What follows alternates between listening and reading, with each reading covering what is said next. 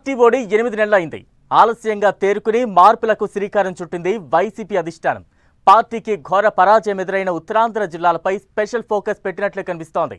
ఉత్తరాంధ్రలో పార్టీని గట్టెక్కించే బాధ్యతలను గోదావరి జిల్లా నేత చేతుల్లో పెట్టింది. రెడ్డి ఫార్ములాను పక్కన పెట్టి మరీ కన్నబాబును ఉత్తరాంధ్ర ఇన్ఛార్జిగా పెట్టారు అధినేత. ఆయన రాకతో అక్కడ పార్టీ బలోపేతమవుతుందా?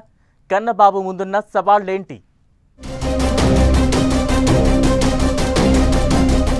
ఉత్తరాంధ్ర, గోదావరి జిల్లాలపై వైసీపీ సీరియస్ ఫోకస్. పోగొట్టుకున్న చోటే వెతుక్కునే ప్రయత్నంలో అధినేత. కన్నబాబు రాకతో ఉత్తరాంధ్రలో ఫ్యాన్ స్పీడ్ పెరిగేనా?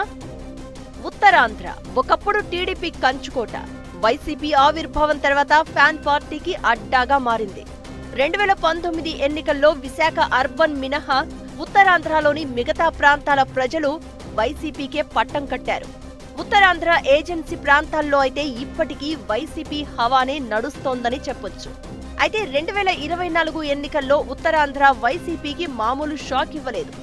ఏజెన్సీలో 2 నియోజకవర్గాలు తప్ప అంతటా సైకిల్ దూసుకుపోగా ఫ్యాన్ స్పీడ్ ఒక్కసారిగా పడిపోయింది. అది చాలదన్నట్లుగా ఉత్తరాంధ్ర రీజనల్ కోఆర్డినేటర్ గా ఉన్న విజయసాయి ఈ మధ్యే పాలిటిక్స్ కి గుడ్ బై చెప్పేశారు.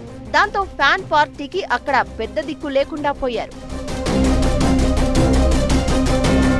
ఉత్తరాంధ్రలో వైసీపీకి పెద్ద పెద్ద లీడర్లు ఉన్నప్పటికీ విజయనగరం జిల్లాకు చెందిన బొత్స సత్యనారాయణ మినహా మిగతా నేతలెవరూ యాక్టివ్ గా లేరు. ఈ టైంలో ఉత్తరాంధ్ర రీజనల్ కోఆర్డినేటర్ గా తూర్పుగోదావరి జిల్లాకు చెందిన మాజీ మంత్రి కురసాల కన్నబాబును నియమించారు వైసీపీ అధినేత. పార్టీ ఆవిర్భావం నుంచి మొన్నటి వరకు ఉత్తరాంధ్ర రీజనల్ కోఆర్డినేటర్ గా రెడ్డి సామాజిక వర్గానికి చెందిన నేత మాత్రమే ఉండేవారు. అయితే విజయసాయి రెడ్డి లేకపోతే వైవి సుబ్బారెడ్డి ఆ బాధ్యతలను చూశారు. ఇప్పుడు వైసీపీ అధిష్టానం ప్లాన్ మార్చినట్లు తెలుస్తోంది.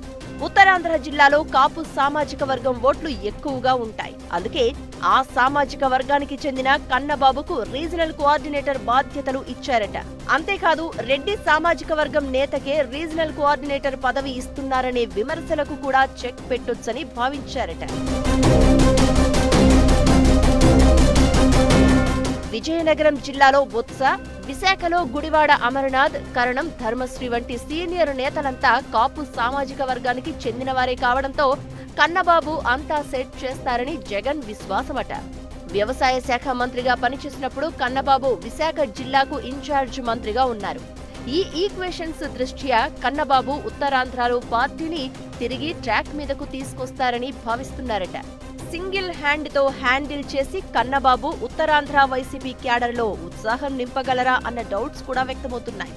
ఉత్తరాంధ్ర గ్రామీణ ఏజెన్సీ ప్రాంతాల్లో వైసీపీ పటిష్టంగా ఉన్నప్పటికీ నాయకుల్లో ఆత్మస్థైర్యం కనిపించడం లేదు. లీడర్ల మధ్య సమన్వయం లేదట. ఈ గ్యాప్ను నిస్తేజంలో ఉన్న క్యాడర్ను కన్నబాబు ఎంతవరకు డీల్ చేస్తారు అన్నది ఆసక్తికరంగా మారింది. పలువురు నేతలు అసంతృప్తి రాగం వినిపిస్తున్నారు. వాళ్లను కన్నబాబు ఎలా సెట్ చేస్తారు అన్నది కూడా ఇంట్రెస్టింగ్ గా మారింది.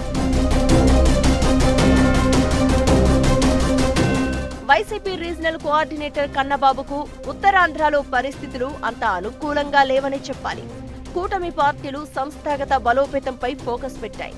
ఆ దిశగా బీజేపీ, జనసేన, టీడీపీ సభ్యత్వాలు నమోదు చేస్తున్నాయి. నియోజకవర్గాల వారీగా ఎమ్మెల్యేలు పటిష్టంగా ఉన్నారు.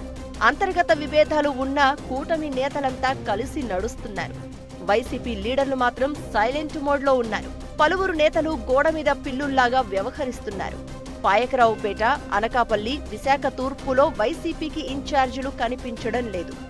భీమిలిలో చిన్న శ్రీనుకు బాధ్యతలు ఇచ్చినా ఆయన అయిష్టంగానే స్వీకరించినట్లు తెలుస్తోంది. ఎమ్మెల్యేలు గెలిచిన పాడేరు, అరకు స్థానాల్లో లీడర్ల మధ్య కోఆర్డినేషన్ లేనట్లుగా కనిపిస్తోంది. ఈ సిచ్యువేషన్లో కన్నబాబు రోల్ వైసీపీకి చాలా కీలకంగా మారనుంది. రెడ్డిలను పక్కన పెట్టి కాపులకు కిరీటం పెట్టడంతోనైనా సరే ఉత్తరాంధ్రలో వైసీపీకి కలిసి వస్తుందా అనేది వేచి చూడాలి.